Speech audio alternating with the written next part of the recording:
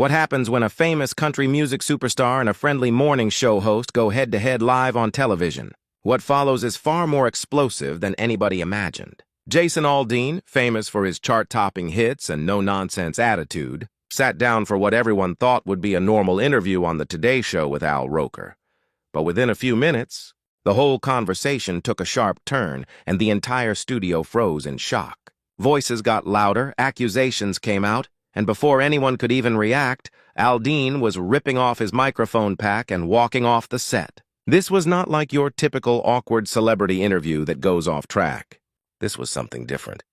If you want to see how one small question can set off a huge firestorm, then go ahead, hit that subscribe button and comment below on whose side you are on. Now, let's talk about exactly what went down on that Today Show stage. The morning started like any normal day at Rockefeller Plaza. Al Roker was his usual cheerful self, greeting people with his famous smile, cracking weather jokes, making everyone in the studio feel relaxed. Jason Aldean came to the studio around 7 in the morning wearing jeans, a black button-down shirt, and his signature baseball cap. He looked calm, talking casually with the producers, drinking coffee from a paper cup. Nobody had even the slightest reason to think this interview would be anything other than a pleasant talk about his new album, his upcoming shows, maybe a couple funny stories from being on tour. The cameras started recording around 8:15, and for the first few minutes everything went exactly according to plan. Al Roker opened with his usual warmth, welcoming Jason on the show and congratulating him on his recent success. Jason smiled back, speaking about how thankful he was for his fans, how excited he was about the new music he was making. They talked about the tour dates, which cities he looked forward to performing in, the feeling of being live on stage. Al asked about his kids, and Jason brightened up while talking about them. The challenge of being a famous musician while still trying to be a present father. The audience was loving all of this. This was exactly the type of feel-good content morning shows love to give viewers. But then Al Roker changed the direction of the conversation. "So, Jason," Al said, still smiling but with a tone that had something a bit more serious under it, "I want to talk about something that has been on the minds of a lot of people. Your music always connects with a certain group, a certain type of crowd. But there has been conversation lately about who feels welcome at your shows, who feels included in the country music space you represent. How do you respond to people who say your style of country music does not include everyone?" Jason's smile faded just slightly.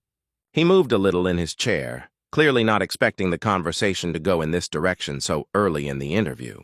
"Well, Al," he began slowly, choosing his words, "I make music for people who love country music. I don't think about demographics or who is supposed to like what.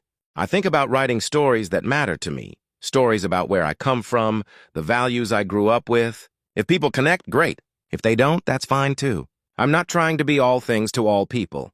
Al nodded, but his expression showed he was not finished. "I understand that," he said.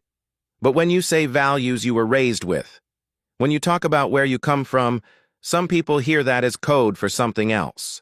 There has been criticism that country music and artists like you have created a space that feels exclusive instead of inclusive. Does that worry you at all?" Jason's jaw tightened. You could see his whole body language change. He was not mad yet, but he was clearly uncomfortable. "Al, I think that's pretty unfair," he said. "I have never once said or done anything to make anyone feel unwelcome. My concerts are for anyone who wants to come. I have fans from all different backgrounds. To say I am creating some exclusive environment is just not true. It is a story being pushed by people who do not actually listen to my music." Al leaned forward, more direct now. "But Jason, it's not only about what you say. It is about the images, the themes, the culture around the music. When you sing about small-town life, traditional values, a certain way of living, you have to know that hits differently depending on who is listening. For some it feels like home. For others it reminds them of places where they were not accepted." Jason let out a short, annoyed laugh. "So now I can't sing about my own life? I cannot write songs about growing up in a small town because someone somewhere might feel uncomfortable. That doesn't make sense. Every artist writes from their life. Nobody questions that in other genres. But when it is country, when it is a guy like me, now I'm supposed to apologize for where I was raised." The tension in the room was now heavy. Crew members were looking at each other. The audience was quiet and stiff. Al Roker, to his credit, did not drop the subject. I am not asking you to apologize, Jason. I'm asking if you understand why some people feel pushed out by the culture that has been built around this genre.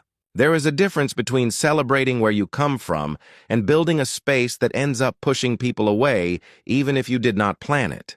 Jason's face got redder. Who exactly is being pushed out, Al?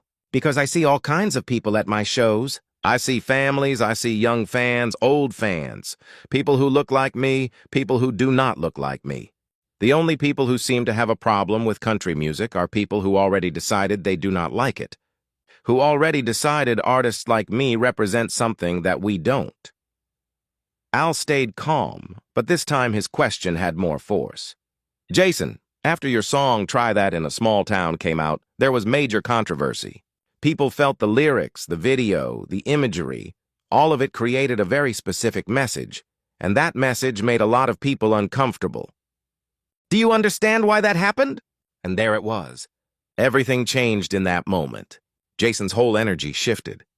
He sat up more straight. He stared directly at Al with a sharp intensity that made everyone nervous. Here we go, he said in a low, sharp voice. I knew this is where you were going. You didn't bring me here to talk about my tour or my album. You brought me here to set me up with this garbage again. Al held up his hands in a calming way. Jason, it's not a setup. It's a real question.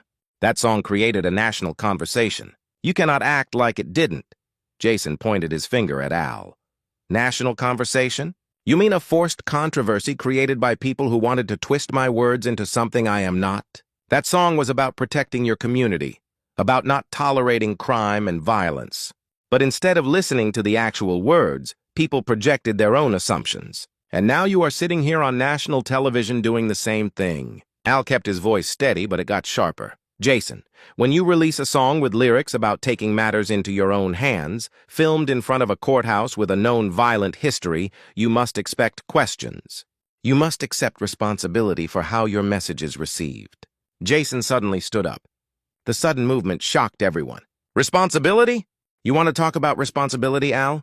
How about the responsibility of media people to tell the truth instead of pushing their own storylines? How about not twisting someone's words to fit a narrative? Al stood up too, his voice more firm now. I am not twisting anything. I am asking you direct questions about the work you put into the world. If you cannot handle that, then maybe you shouldn't be doing interviews. The entire studio froze. Jason stared at Al for several seconds, his face a mix of anger and disbelief. You know what, Al? You're right. I should not be doing this interview. Because this is not an interview. It is a setup. Jason grabbed his mic pack, trying to unclip it from his belt. A producer rushed toward him, trying to calm him down, but Jason waved him back. Al stood there, arms crossed, watching all of it. The audience was frozen in their chairs, unsure if they should react or if this was somehow part of the show. But everyone's faces showed clearly this was real. This was happening in front of them. Jason, come on, Al said in a lower voice. Sit back down. Let's talk like adults. Jason finally got the microphone off and tossed it into the chair. Talk like adults? You ambushed me on live TV, accused me of building some exclusive environment, brought up a controversy that was blown way out of proportion, and now you want to talk like adults? No, Al, I'm done. I came here honestly, and you turned this into a hit piece. Al shook his head slowly. This is not a hit piece, Jason. These are questions your fans, your critics, and the public want answered. You are a poo.